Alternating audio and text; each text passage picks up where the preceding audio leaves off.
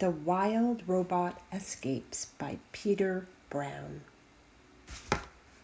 Chapter 1. The City.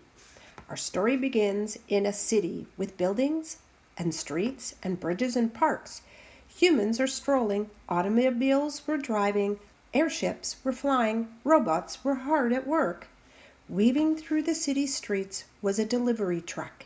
The truck knew where to go and how to get there, all by itself. It pulled up to a construction site and automatically unloaded some crates. A few more turns and it unloaded more crates down at the docks. The truck zigged and zagged across the city, delivering crates as it went, and then it merged onto the highway. Cars and buses and trucks were cruising along the highway together, but as the delivery truck continued, the traffic became lighter and buildings became smaller and the landscape became greener. With nothing but road ahead, the truck accelerated to top speeds. The landscape outside was now just a green blur, occasionally broken by a flicker of gray as the town flew past. On and on the delivery truck went, racing over long bridges, shooting through mountain tunnels, gliding down straight stretches of highway, until it started to slow. It drifted from the fast lane to the exit lane, and then it rolled down a ramp and into farm country. Clouds of dust billowed up behind the truck as it drove past fields and fences. In the hazy distance, enormous barns loomed above the plains.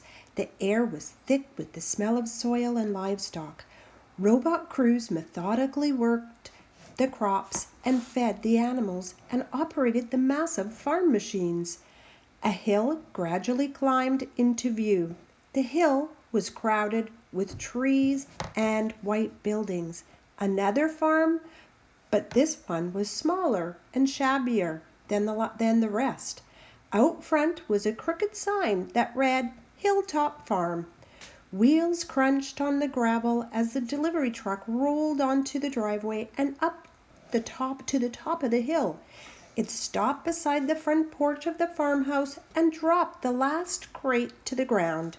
Then the truck drove away.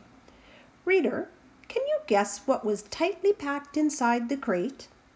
If you guessed a robot, you were correct, but this isn't any ordinary robot. This is ROSM Unit 7134. You might remember her old life on a remote, wild island. Well, Roz's life was just about to begin.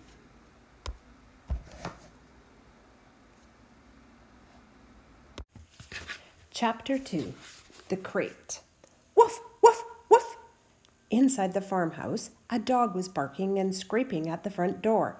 When the door finally opened, the dog scurried out and bounced down the porch steps, and then a man appeared. The man walked with a limp and slowly made his way down to the crate where the dog was sniffing around. He unlatched the top of the crate and it swung open on its hinges. Packing foam was tossed aside, restraining cords were unfastened, and there was ROSM Unit 7134. Her lifeless body sparkled in the late day sun. The man reached down and pressed an important little button on the back of the robot's head. Click! Chapter 3. The Robot. The robot's brain booted up and her programs began coming online. Then she automatically stood, stepped out of her crate, and started to speak. Hello, I am ROSM Unit 7134, but you may call me Roz. While my robotic systems are activating, I will tell you about myself. Once fully activated, I will be able to move around and communicate and learn. Simply give me a task and I will complete it. Over time, I will find better ways of completing my tasks. I will become a better robot.